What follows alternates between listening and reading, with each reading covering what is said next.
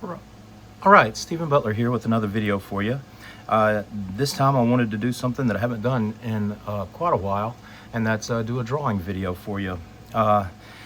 And I started it last night. Of course, this is a drawing of Scarlet Spider, and I just wanted to do a little video and kind of talk through with you the process that goes through my brain whenever I'm doing these kinds of things. This isn't a commission or anything. It's just something that I thought that I'd like to do. Something that probably get the most feedback from is when I do drawings of especially this one character here, even more than if I was drawing Spider-Man. So I decided to go ahead and do this, but wanted to put him in a little bit of a different pose than I normally do. Last time I did a pose that I normally do, one of the guys that I used to work with said, "Stephen, how many times have you drawn that same exact pose?" And I think I answered him the amount of times that people have paid me to draw that same exact pose. And then some other people say, "Don't you ever get tired of doing the same exact thing or the same?" Well, it's not really the same exact thing. I try to find things to change about each one to make them interesting to me. I'd go crazy if I drew the same exact thing all the time. But this is just me working on in a sketchbook, something that I got, but I found in my studio that I got it, but I only used it maybe one time. So thought that I would get it out, thought that it would be perfect for doing something like this. And you can see I always start out my my drawings with a gesture drawing. I can see I lay it out by just doing these really loose gesture drawings. Of course, you got to know about anatomy. You got to know where the muscles go and how they work together, and how they change depending upon the pose you're in or the moment in time you're capturing. Because I try not to draw my characters in poses. I like to draw them in action, and that's gonna the way your muscles react to different types of actions. They're gonna look different, so you got to take all of that into consideration whenever you're doing this type of thing. But also whenever I'm doing commissions like this, I figure that you want to show the character, whatever character it is that the person doing the commissioning is asking for. You want to show off all the attributes that make that character memorable to that person, whatever. So I would never, unless somebody asked me to draw Scarlet Spider from the back, I would never do that, because you want to see what he's all about. You want to get that. You want to get his insignia, and some people like the hoodie like this, and I like to draw the hoodie in there because it helps whenever he's in action. It helps to show that action. He's going through the city swinging on his webs. And yes, I'm using these McFarlane spaghetti noodles because that's what I used back then. And whenever I'm drawing Scarlet Spider, I tend to draw his webs like this, which is weird because whenever I'm drawing Spider-Man, it's usually the opposite. I usually go back to the classic John Romita Sr. Webbing type look. That's just me. That's just the way he was whenever I was younger. But anyway, the hoodie, I draw that because it helps to show the motion that he's in. Same with these tassels that come off, or these the string, the pull cord, whatever you want to call it, that comes off of his hood, because you can do like this. You can do stuff with it that shows him, that helps to accentuate that he is in an action pose. He doesn't have a cape, but this does the same.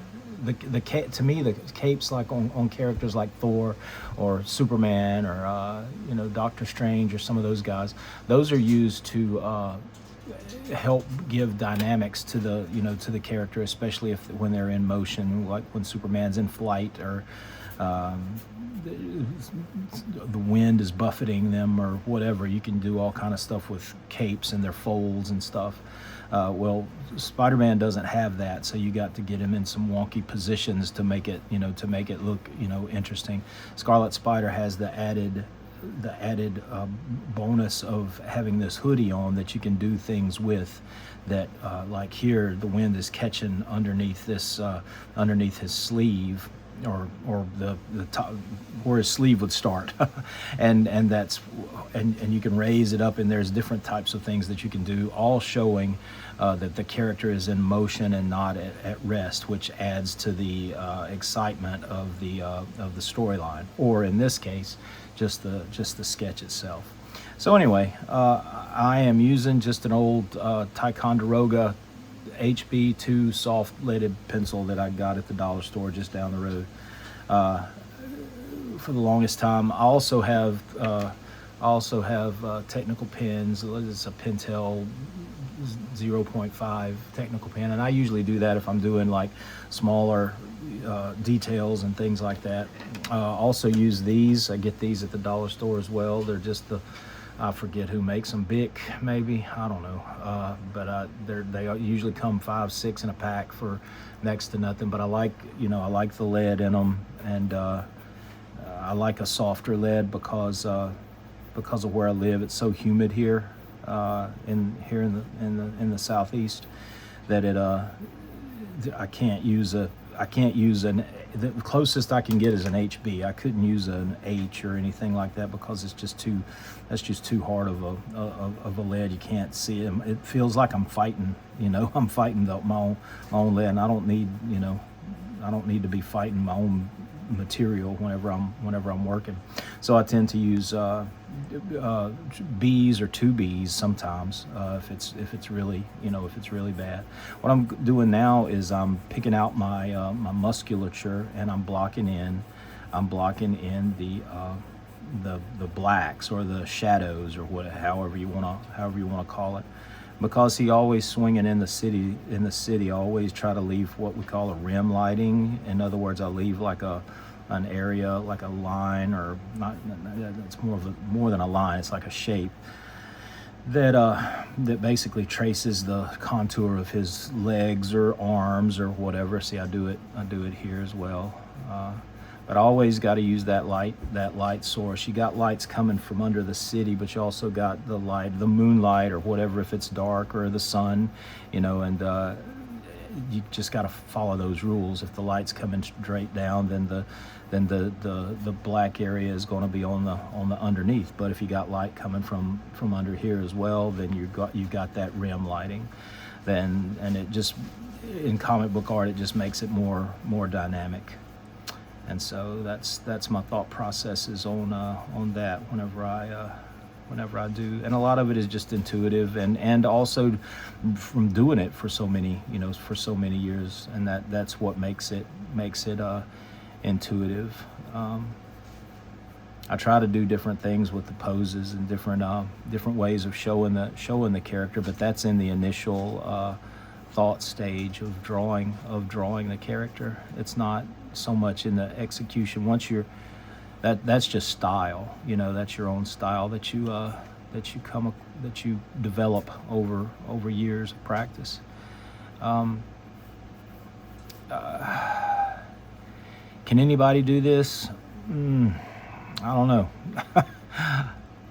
I think if you like it enough and you practice enough, you'll get to a certain level of proficiency. But I think there's also some kind of, I don't know what to call it, some unknown factor that's inside of people that give that I think that I call it a gift. I think it is a gift. And my only thing is I better use that gift. If I'm given a gift like this, I better use it, because if I don't, the gift will go to somebody else, and I will have squandered my time. That's just the way I look at it. and I do love it. I love what I do for a living, and I know I'm blessed and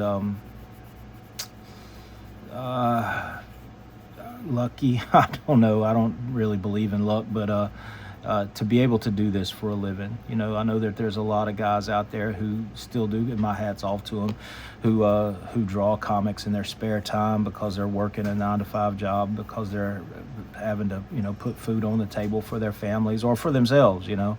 And I did that for many, many years. Not so much now because my kids are grown and my wife has passed now, so I'm not really having to, and our house is paid for, so that's a good thing. And so now, but I'm still drawing. I still feel the need. I think that I'll feel the need to do this for the rest of my days here on Earth.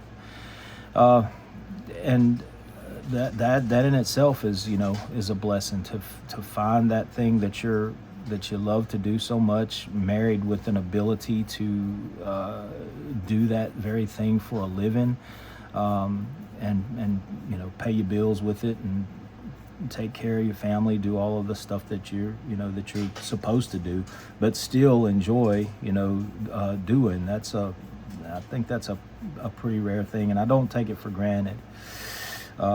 So yeah, there's that. But another thing, I've worked for Marvel for a long time, and I worked for them for like 10 years, I guess, in the 90s, and every now and then I'll do they'll call me up to do a job, not very often these days. It seems like every time I get called, it's because they're doing some kind of a throwback thing or whatever. There's a lot of artists in this business that are perfectly still capable, guys that have that once worked in comics regularly. You'd see their work on the shelves on a regular basis that you no longer see on the shelves, because the content of the publication has changed over the years. Yet those same artists that used to work for the company, they're still out there. They're still perfectly capable of providing the work. Sometimes they're even more reliable than the people that's being hired. But for whatever reason, they can't find work, and so a lot of those guys are on the convention trail. I know I see them pretty much all. I guess I'm one of those guys, but a little bit different with me, because I'm not pursuing working for the companies anymore. I've got my own thing going with my daughter, Lily, and that's another blessing, to be able to have a child, have offspring that have the same. I don't know. Lily doesn't really have the same type of love that I have for it. She loves to draw, and she loves to do her own thing, but she loves to work with me, and so that's a blessing in itself. And I'm like, Lord, let me steer her the right way. I don't ever want to lead her down a false. Let me use my mistakes over the years to help her, so she won't go through the same kind of thing that I did. That's kind of how I see my role with her now, and I want to see her succeed. I want all the best for her. Of course, any parent would want that for their kid, and I definitely want that for her. And the fact that I get to do it with her, and she's teaching me while we're doing it.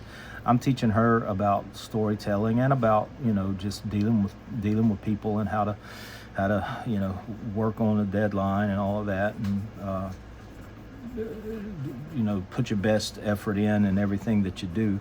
And she's teaching me how to work digitally and how to use social media to my let's see, this would go up here like this, how to use social media to its best advantage, I guess, for us. And I'm definitely a work in progress with that.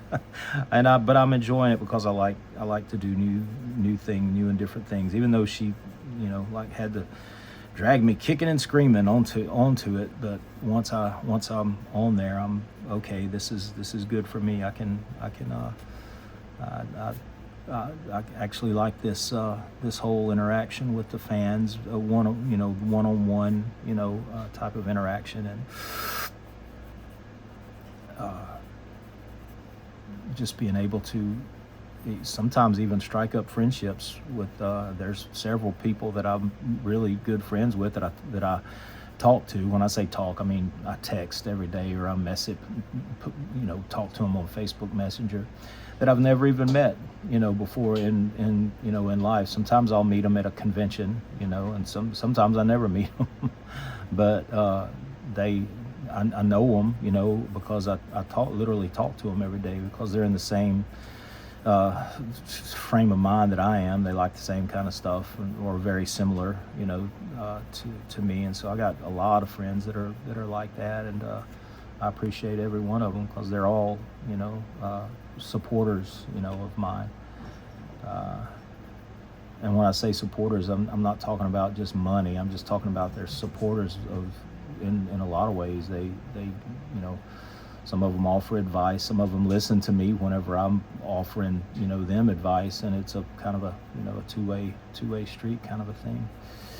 So, but anyway, this is pretty much it. I just wanted to share a little bit of my penciling process. I usually talk about inking, but in this one, I'm just penciling, and I wouldn't even be going this far as detail goes if I wasn't talking to you. I'd already be in the inking stage here.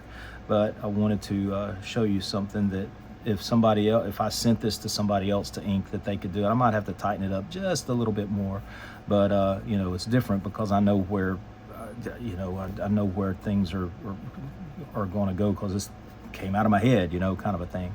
But you don't want to take too many chances with your inker, unless you really know them and they know your work, and so they have that same kind of intuitive feel of what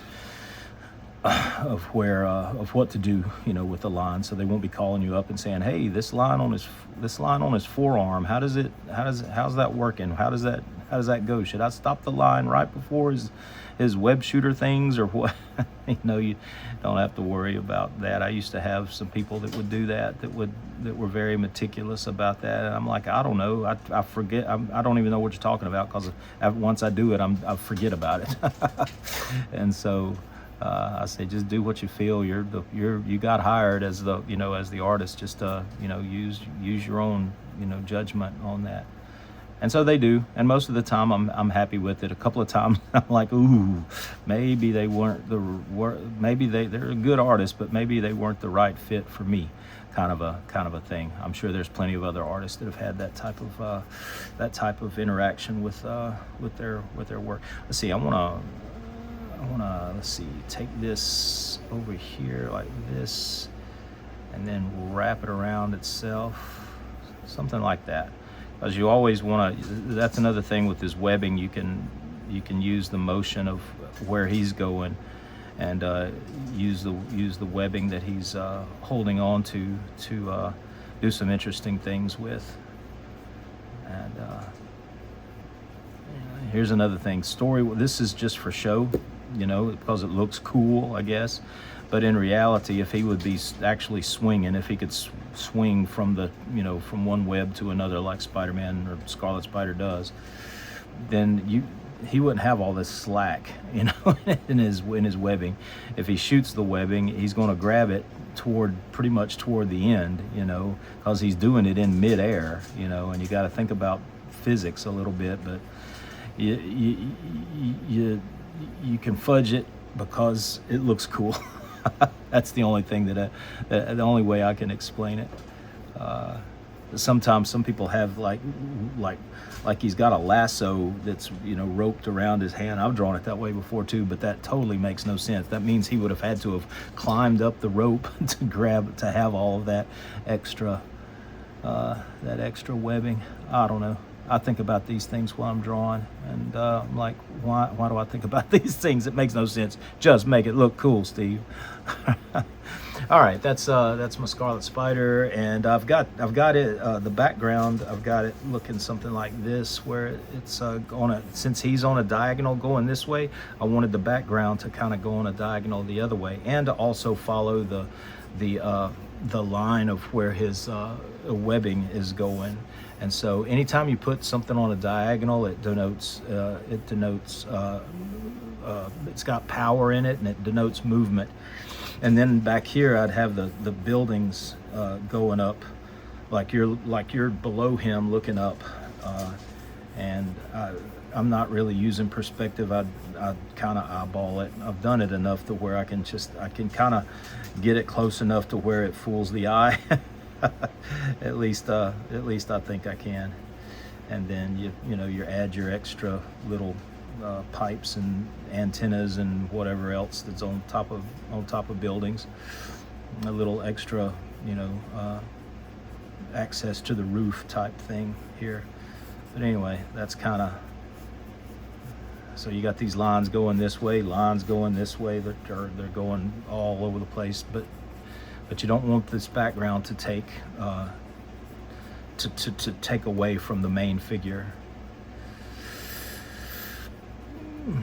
So anyway, that's pretty much it, and I'll do another one here, but I'll pull him in just a little bit more because this vanishing point is way up there in the sky somewhere. So I gotta make sure that it looks right to the eye. That's why I said I just eyeball it most of the time.